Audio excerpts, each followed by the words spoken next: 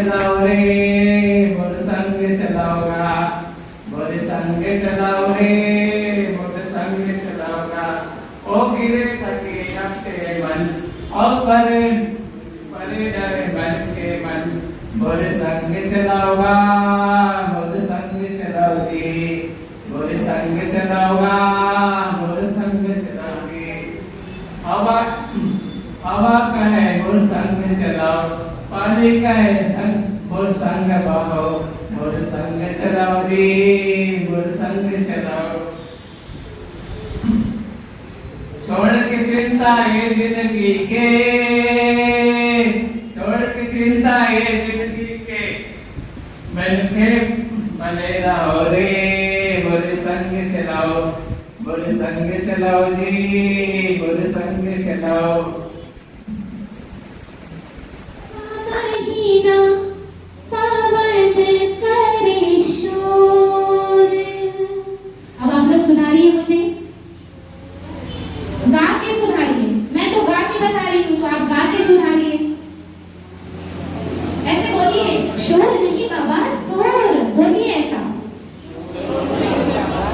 हाथ दे हिलाए, हाथ दे हिलाए। सावन का महीना पवन करे शोर। बताइए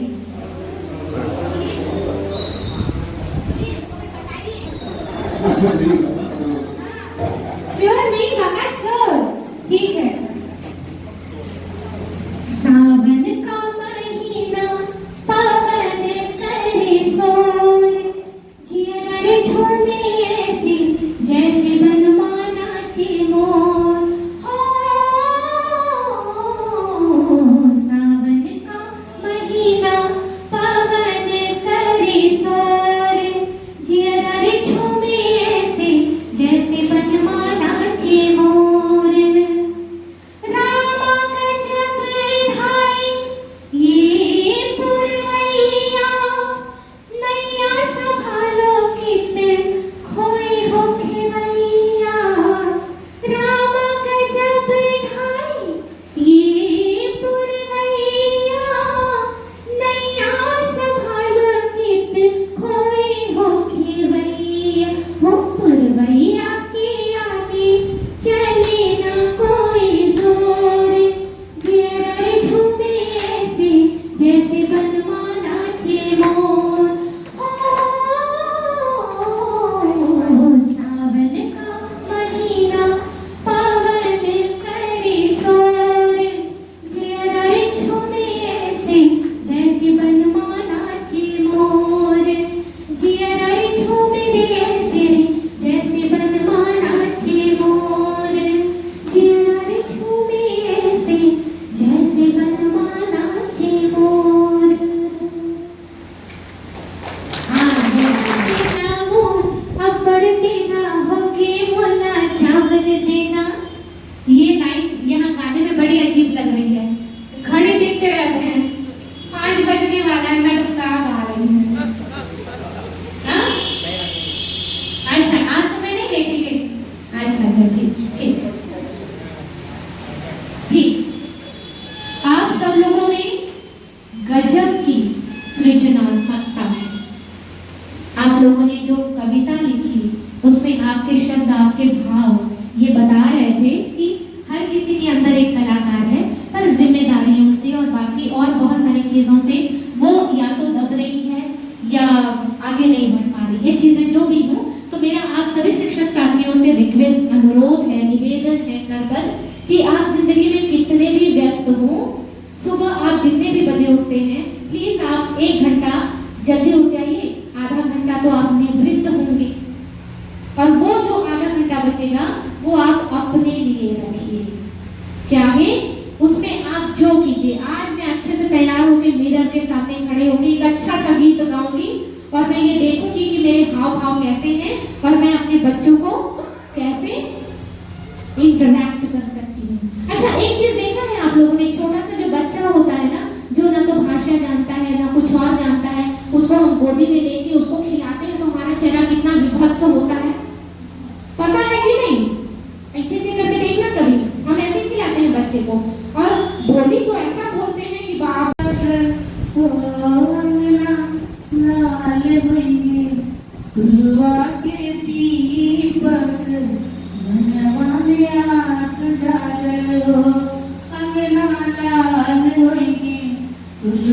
के दीपक मनवा में आस जागल हो।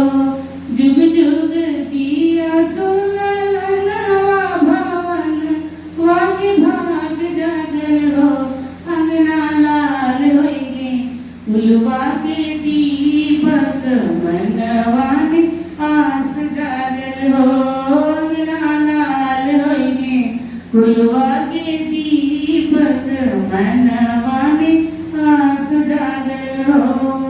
नदिया कहावे जैसन बाबूजी के अखिया माई के हो। ललना नदिया तो हवे जैसन बाबूजी के अखिया माई के हो। ललना मुहवा जे चनवा सूरज बाटे सगरो अंजोर भइले हो। ललना मुहवा जे चनवा सूरज बाटे सगरो अंजोर भइले हो। दादी सोहागिन बड़े भाग दे अन धन लुटावली हो। अंगना दादी सोहागिन बड़े भाग दे अन धन लुटावली हो। ललना दुआरे पे भजला बखाव अंगनवा उठे सोहर हो। ललना दुआरे पे भजला बखाव अंगनवा उठे सोहर हो। जुग जुग जिया सुललनवा भवनवा के भार जागल हो। अंगना लाल होइगे फुलवा के दीपक मनवा में आस जागल हो। अंगना लाल होइगे फुलवा के दीपक मनवा में आस जागल हो।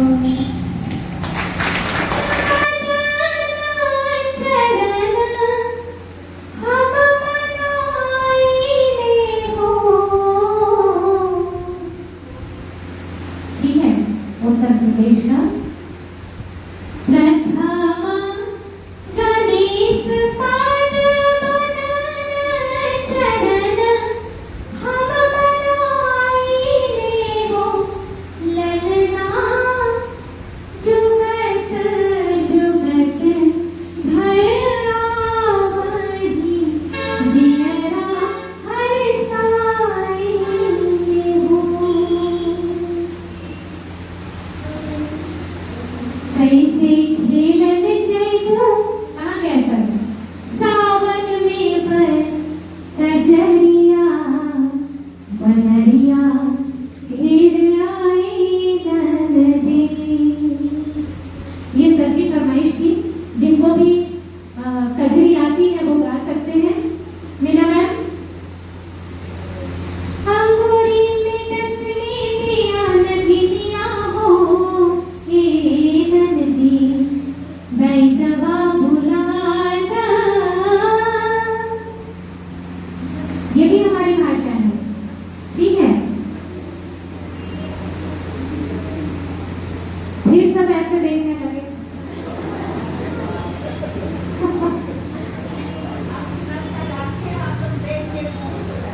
अरे बाप रे, अति बड़ी बात। मैं तो पूरी कुप्पा हो गया।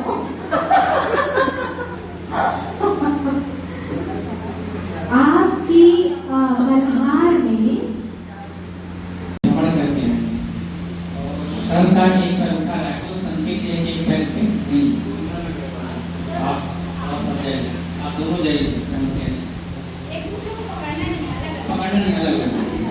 आप कहानी पता नहीं चल रहा है। अब जाके पूछ दो आ जाइए।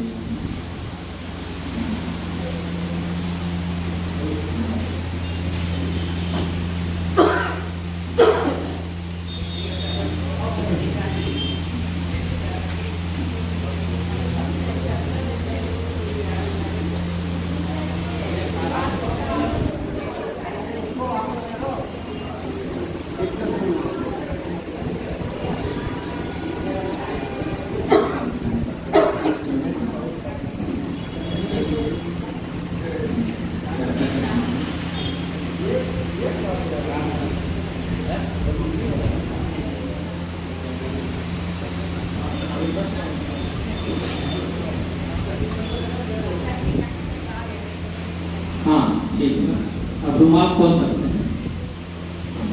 ठीक, और आप बैठ सकते हैं।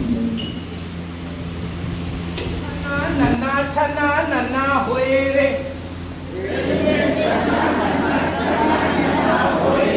ठीक है, ये दूर बात था, अभी असली बात है।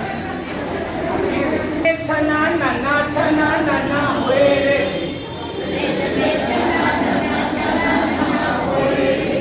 रेल में बैठे थे दो पंजाबी, रेल में बैठे थे दो पंजाबी, रेल में बैठे थे दो पंजाबी, रेल में बैठे थे दो पंजाबी, रेल में बल्ले बल्ले बल्ले बल्ले हुए रे, रेल में बल्ले बल्ले बल्ले बल्ले हुए रे, रेल में छना नन्ना हुए रे, रेल में छना नन्ना हुए रे, रेल में बैठे थे तीन बिहारी, रेल में बैठे थे तीन बिहारी, सर रेल में बैठे थे तीन बिहारी, रेल में बैठे थे तीन बिहारी, रेल में लिट्टी चोखा खाए, रेल में लिट्टी चोखा खाए, रेल में छना नन्ना होए, रेल में छना नन्ना होए, रेल में बैठे थे चार छत्तीसगढ़िया, रेल में बैठे थे चार छत्तीसगढ़िया,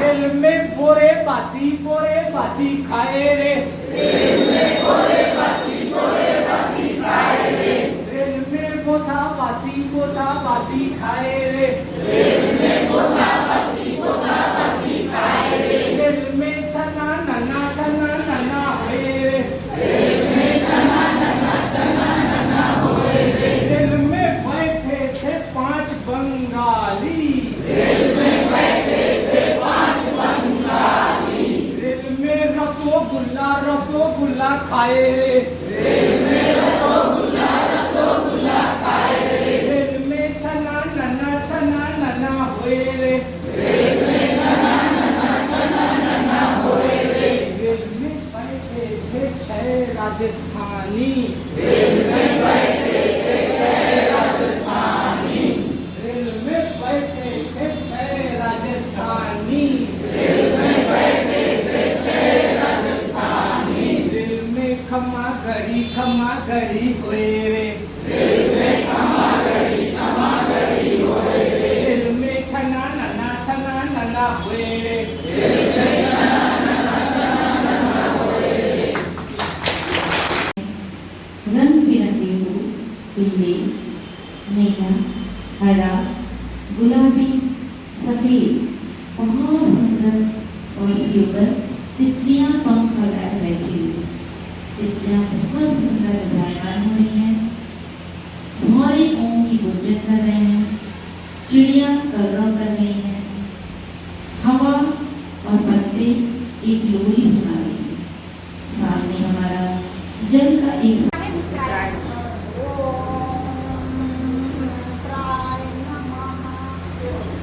बोलते मंत्र के साथ हम जाते ओम शिवाय ओम आनी नमः ओम सदाय नमः ओम विष्णु नमः। ये 8 फूल से मतलब दर्शन है। ओम गर्भाय नमः ओम आदित्याय नमः ओम आदित्याय नमः ओम सविताय नमः ओम आकाशाय नमः ओम भास्कराय नमः।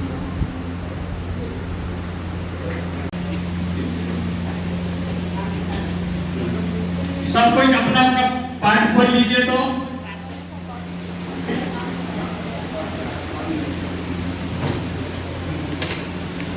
मोहनी, तुम ये कविता को पढ़ के सुना तो।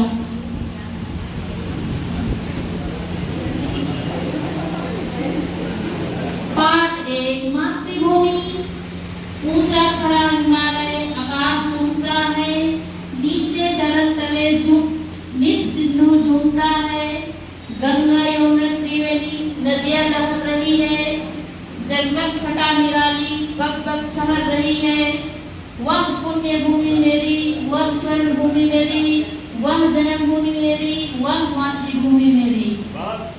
बहुत सुंदर। मोहनी को बहुत अच्छा पढ़ने आता है कविता। मोतीलाल, आप भी एक बार पढ़ के सुना दो।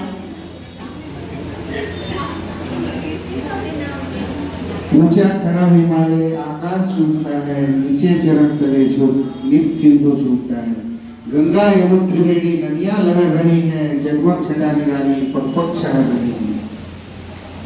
बहुत सुंदर मोतीलाल। अब देखो, मेरे साथ आप लोग गाइएगा, ठीक? ये कविता को थोड़ा गाने का प्रयास करेंगे।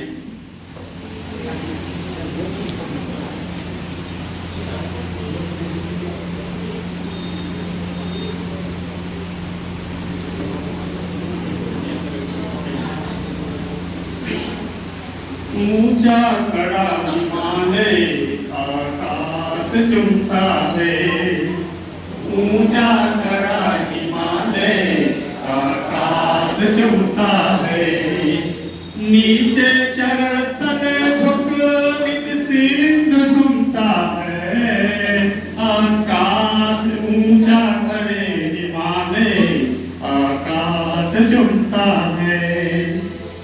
गाइए आप लोग भी।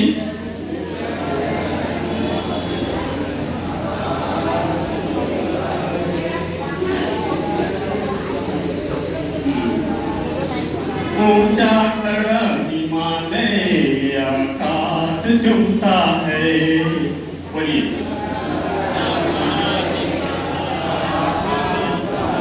नीचे चरण तले झुक नित सिंधु झुकता है,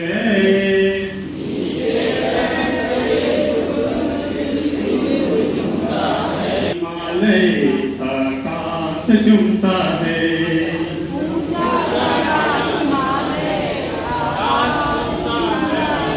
नीचे चरण तले झुक नित सिंधु झुमता है,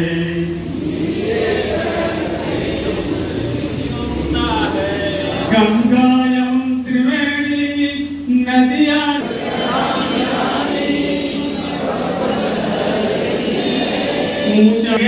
अब ये बताइए, यहाँ पे आप लोग पहाड़ तो देखे हैं, लेकिन हमारे भारत देश में के उत्तर दिशा में एक बड़ा सा पहाड़ है, पर्वत है, उसको हिमालय कहते हैं, ठीक ना? हाँ। और जो है आप लोग समुद्र के नाम सुने होंगे, तो समुद्र का एक नदी जैसी है जिसको सिंधु बोलते हैं बच्चे, ठीक?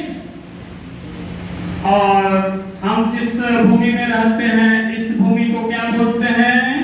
इसका बहुत सारे गतिविधि भी आएगा, तो कुछ गतिविधि को हम अपने साथ लोगों को मैं दे रहा हूँ।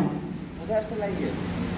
प्यारे बच्चों, जैसे कि आज पढ़ाने का सबका एक अलग अलग ढंग होता है, सर अपने ढंग से पढ़ा रहे थे और हमारा कुछ अलग है, हो सकता है आप सबका भी अलग अलग रहता है।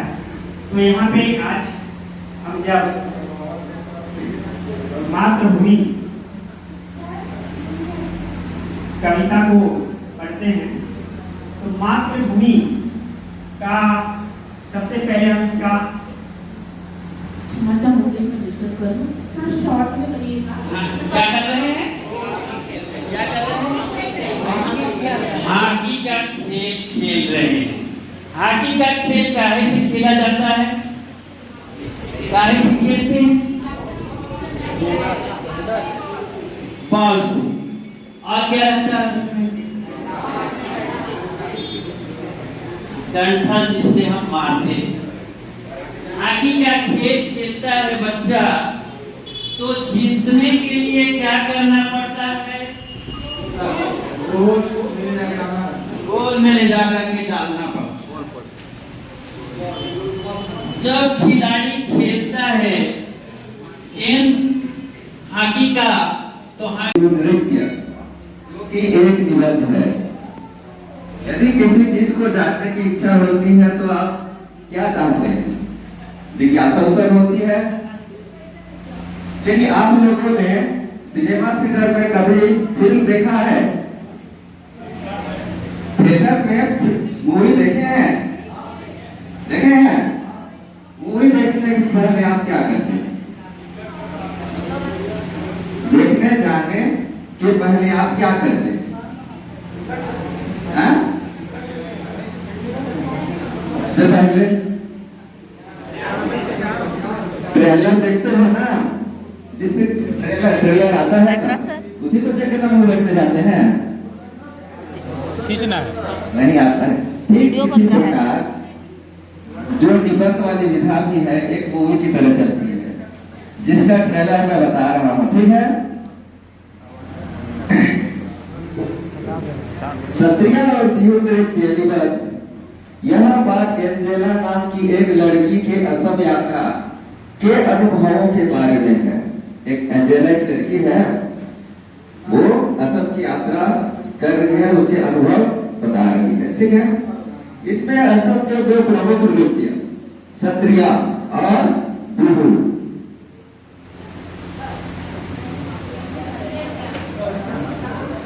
इनको बता उसकी चिंता न करें,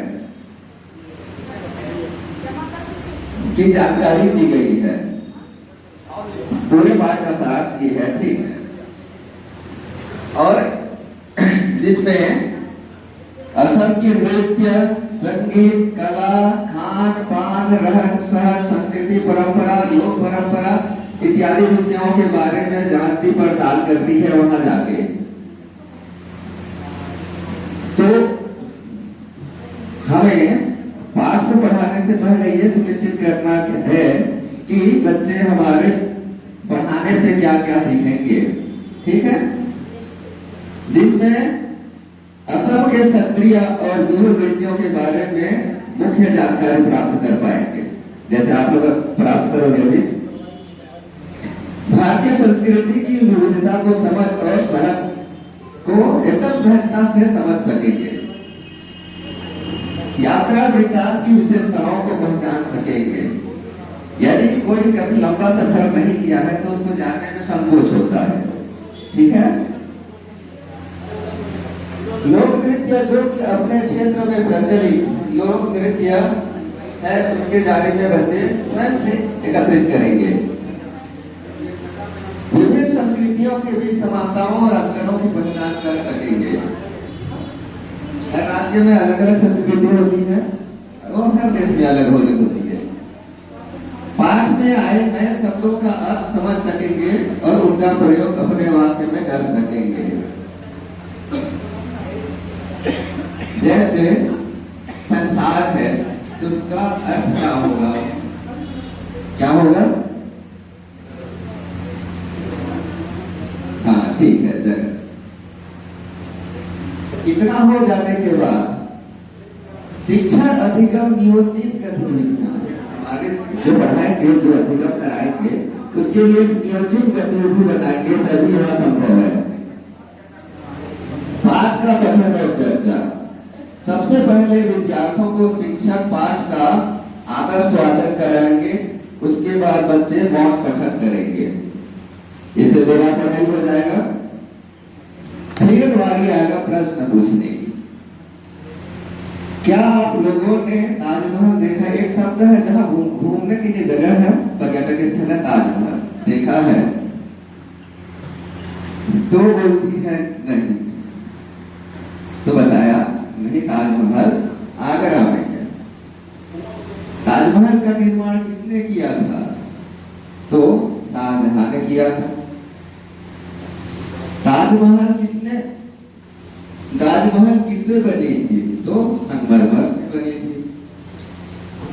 चलिए अब क्षत्रिय और बिहू नृत्य पर चर्चा करने का थोड़ा सा। दोनों नृत्यों में की विशेषताओं में क्षत्रिय सत्रिया में महिला और पुरुष दोनों साथ साथ नृत्य करते हैं, लेकिन बिहू में केवल महिलाएं ही नृत्य करती हैं। और बिहू नृत्य जो है वर्ष में 3 बार मनाया जाता है। एक धान बुआई के समय, बीज बुआई के समय, रोपाई के समय और धान के कट जाने के उपरांत। भारतीय संस्कृति की विविधता पर, ये बहुत लंबा है ना, मैं शॉर्ट में इतना बता रहा हूँ, ठीक है, बाकी पूरा डिटेल जाएगा तो बहुत लंबा है। मुख्य बिंदु को बता रहा हूँ, मुख्य बिंदु को। भारतीय संस्कृति की विविधता पर चर्चा। हमारे देश में विभिन्न प्रकार की संस्कृतियां हैं, जैसे छत्तीसगढ़ की संस्कृति, सरगुजा की। सरगुजा की क्या है?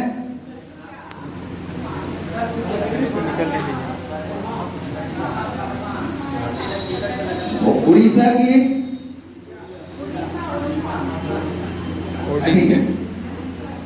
इतना सारा जानकारी हो जाने के बाद अब हम लोग आकलन पर आते हैं कि बच्चों ने क्या क्या सीखा। तो बच्चों ने सीखा सत्रिया और बिहू नृत्य की प्रमुख विशेषताएं। जो विशेषताएं हैं, सत्रिया में महिला पुरुष दोनों साथ में नाचते हैं और बिहू में केवल महिलाएं। एंजेला की जगह खुद को रखकर असम का यात्रा वर्णन करना था। बच्चे ढंग से करेंगे, उनकी समझ से खेल कर। असम को अपने राज्य की संस्कृति की तुलना करने के लिए लिखने को काम किया जाएगा। किसी स्थानीय त्योहार या उत्सव पर एक छोटी निबंध वो अपने से लिखेंगे और अंत में एक छोटी सी गतिविधि होगी जिसमें अपने गांव में जो प्रचलित है उस नृत्य को बच्चे प्रदर्शन करेंगे, उसका अवलोकन करके स्वयं से सीखेंगे। धन्यवाद। तो मैं पढ़ा था क्लास में, कैसे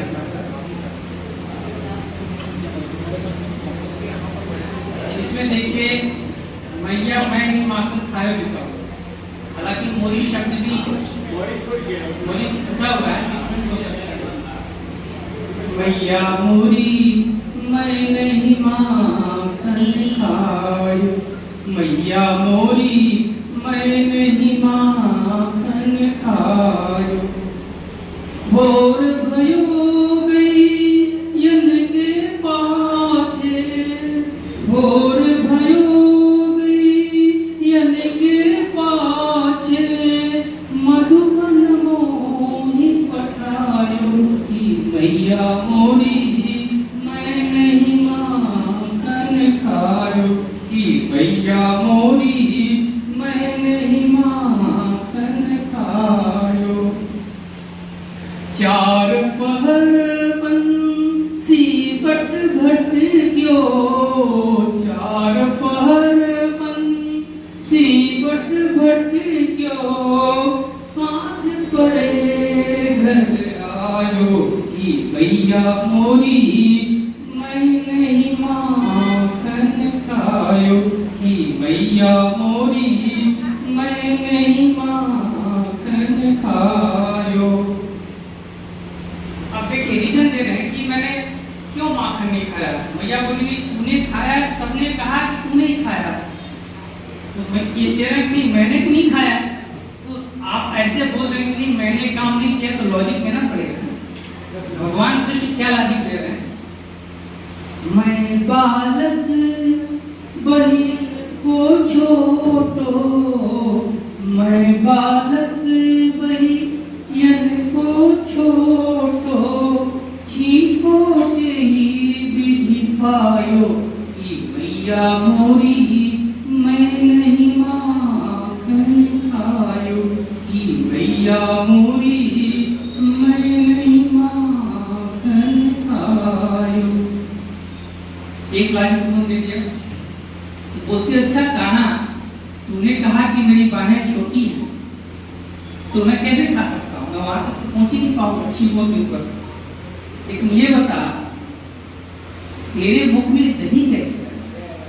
अगर तूने चोरी नहीं किया, तेरी बाहें छोटी हैं, तू बोलता मैं पहुंच नहीं पाऊंगा, ये मुख में दही लगी कैसे? स्पष्टीकरण भैया मांग रहे कान्हा से, कान्हा क्या बोलते हैं? फिर बोलते हैं राजू, बाल बाल सब बैरी पड़े हैं। हालांकि जो बैर लिख गया है, बैर लिख गया तो बैरी सब होता है। क्या बैर और बैरी दोनों, बैरी में दुश्मन, बैर वाले दुश्मन। बाल बाल सब बैर पड़े हैं, बरबस मुख लपटायो की मैया मोरी, मैं नहीं माखन खायो की मैया मोरी, मैं नहीं माखन खायो।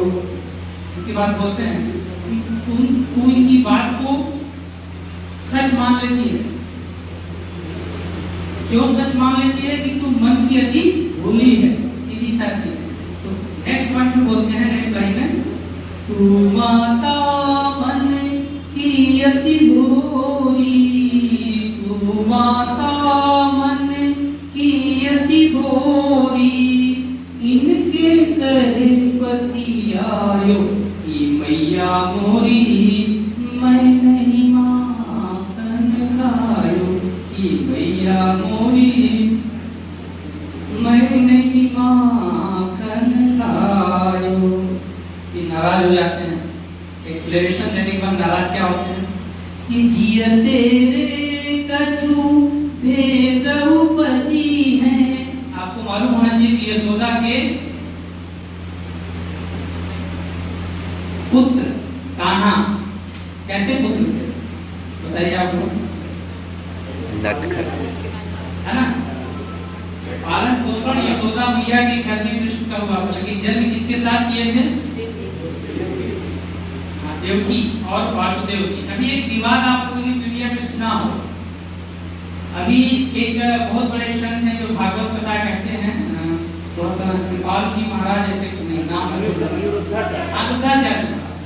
तो वहीं हाईवे पर अखिलेश यादव से मुलाकात हो गई। तो ये जो बाबा आपने कथा किया है, आप बताइए कि भगवान कृष्ण का जब जेल में जन्म हुआ तो सबसे पहले माँ ने उनको किस नाम से बुलाया? देवकी। और उसका सही उत्तर हाँ कई नाम बोले, कन्हैया कहा होगा, लल्ला कहा होगा, मथुरा का लल्ला भी कहते हैं वृंदावन, है ना? तो मैं भी अभी तक सोच रहा हूँ कि एक्चुअल में देवकी ने उसको क्या कहा हो।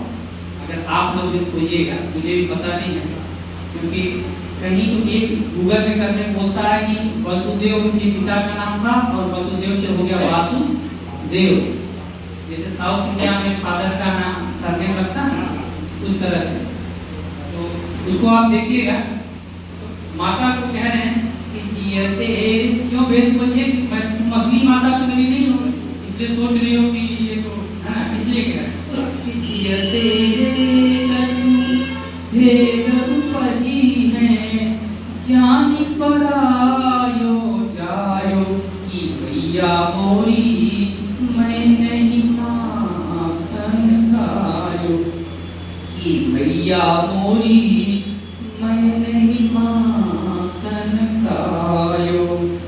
यह ले अपनी लकुटी कमरिया, यह ले अपनी लकुटी कमरिया, बहुत ही नाच नचायो कि मैया मोरी, मैं नहीं माखन खायो कि मैया मोरी, मैं नहीं माखन खायो। सूरदास तब जसोदा, सूरदास तब जसोदा, लय मुर कंठ लगायो कि मैया मोरी, मैं नहीं माखन खायो। लास्ट क्या पूछते हैं कि मैया मोरी, मैंने ही माखन खायो। आप लोग जरूर है कि जब भजनों को सुनेंगे तो लास्ट में बोलते हैं कि मैया मोरी मैं, लेकिन यहाँ पे व्याकरण मैं नहीं माखन खायो, मैं और नहीं अलग हो गए, और ही को उधर कर दिया, मैंने कर मैया मोरी मैंने ही माखन खायो। आइए हम लोग बाकी प्रेजेंटेशन कीजिए, व्याकरण तत्व और उसमें क्या है भाषा की थोड़ा सा बता दीजिए, इसके बाद अगले ग्रुप को होता है। आइए सर, तीनों आ जाइए।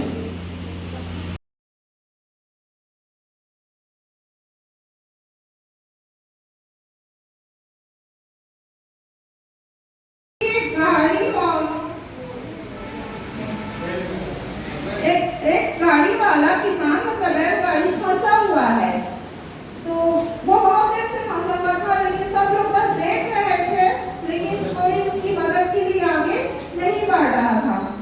तभी उन्हीं में से एक युवक निकल के बाहर आता है और जो कि मतलब खुद भी जख्मी हो गया रहता है, उसको चोट लगी रहती है, तो भी से वो किसी तरह से जाके उस गाड़ी वाले किसान की मदद करता है, उसकी बैलगाड़ी वहां से बाहर निकाल देता है। बाद में उस किसान उसे धन्यवाद करता है, फिर वो लोग चले जाते हैं। इस प्रकार से 1 महीना गुजर जाता है और दीवान के चुनाव का दिन आ जाता है। राज दरबार बहुत अच्छे से सजाया जाता है, बहुत सारे राजा धनी लोग वहाँ पे आमंत्रित होते हैं। और फिर जो उम्मीदवार थे उन लोग की धड़कनें स्वाभाविक है बढ़ जाती है, अभी हमारी भी बढ़ी हुई थी। तो फिर उसके बाद जो दीवान होते हैं, क्योंकि जो सारी जवाबदारी उनके ऊपर रहती है, तो उन्होंने नए दीवान के नाम की घोषणा करते हैं। पहले तो वो सभी से क्षमा मांगते हैं कि मैं सभी उम्मीदवारों से क्षमा चाहता हूँ, क्योंकि मुझे जो वोट चाहिए थे नए दीवान में वो आदमी मुझे मिल गया है। मुझे पढ़ाई लिखाई नहीं चाहिए था, बल्कि मुझे ऐसा आदमी चाहिए था जिसके हृदय में दया हो, उदारता हो, दूसरों के प्रति सहानुभूति हो, और मैंने ऐसे आदमी चुन लिया है। और उन्होंने पंडित जानकीनाथ शाह का नाम लिया। इस प्रकार से नए दीवान चुना गया। कुछ लोगों के आंखों में बहुत गुस्सा और ईर्ष्या का भाव था, तो कुछ लोगों के आंखों में बहुत। और भाषा के शिक्षक को तो वैसे ही बहुत स्मार्ट होना चाहिए, ठीक है। भाषा में झलकती होनी चाहिए। आप जैसे शिक्षक क्लास में एंट्री करता है तो उसमें वो चीज दिखाई देनी चाहिए, तो उसके लिए खुद को पहले स्मार्ट करना होगा, उसको अपडेट करना होगा, उसको तैयार करना होगा। जब मैं कक्षा में जाऊँ मैं खुद अपने आप तैयार कर रहा हूँ, मुझे आज क्या पढ़ाना है, कैसे पढ़ाना है, किस तरीके से पढ़ाना है। और बहुत अच्छी बात है कि भाषा हर विषयों को जोड़कर रखती है, हर विषयों की कहीं भी कमता उनके रहता है। तो इसलिए भाषा के शिक्षक को तो बहुत स्मार्ट होना चाहिए। ऐसे जब आप ट्रेनिंग देंगे तो आप उस भाषा विषय महत्ता को जरूर बताएं, क्योंकि हर विषय के साथ भी जुड़ी हुई है, हर विषय के साथ उसका काम करना है। और जब आप भाषा पढ़ाएंगे तो आप देखते हैं सबसे बहुत अच्छा विज्ञान का कॉन्टेक्ट किया है, मुझे लगा योग भी आएगा, क्योंकि पर्यावरण जैसा पाठ था, प्रिंसिपल पाठ था, तो हम TLM जैसे चीज को एक पौधे को भी शामिल ले जा सकते थे, तो वो भी बता सकते थे। तो सारी चीजें कहीं कहीं विषय को जोड़ते हुए आपको बताएंगे। तो एक विषय शिक्षक को ये सारी चीजें आनी चाहिए। आप जब ट्रेनिंग देंगे अपने ब्लॉक में, आप अपने शिक्षकों का सामना करना पड़ेगा, और विषय शिक्षक होंगे वो, और वो आपको बताना पड़ेगा कि आप कैसे विषय के साथ जोड़ेंगे। आपके हर पाठ बहुत बहुत अच्छे से लिखे हुए हैं, और हर पाठ कहीं ना कहीं नंदना की भाषा जैसा वाला भी चैप्टर पाठ है, तो कहीं ना कहीं भूगोल पे टच कर रहे हैं, हम पर्यावरण पेड़ की बातें कर रहे हैं, तो हम इतिहास बोलकर का एक टेस्ट है ना, अभी अगला टेस्ट होगा। तो कहीं कहीं हम इतिहास भी पढ़ रहे हैं, कहीं हम कहानी पढ़ रहे हैं, कहीं कहीं कविता पढ़ रहे हैं, कहीं कहीं हम वो छंद दोहे पढ़ रहे हैं।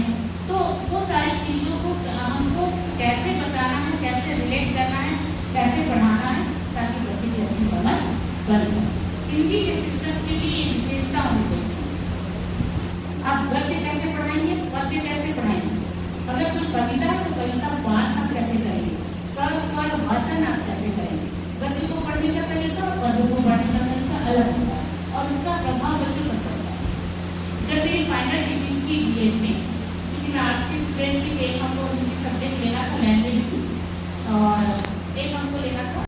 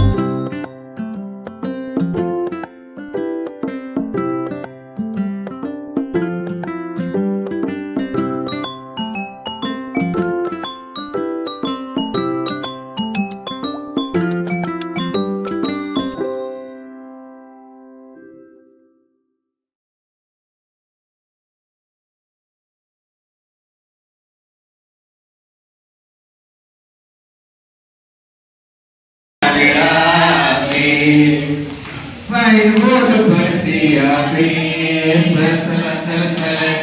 साइन बोर्ड पर दिया बे सड़के सड़क टाइट मारे तले रास्ता नगरा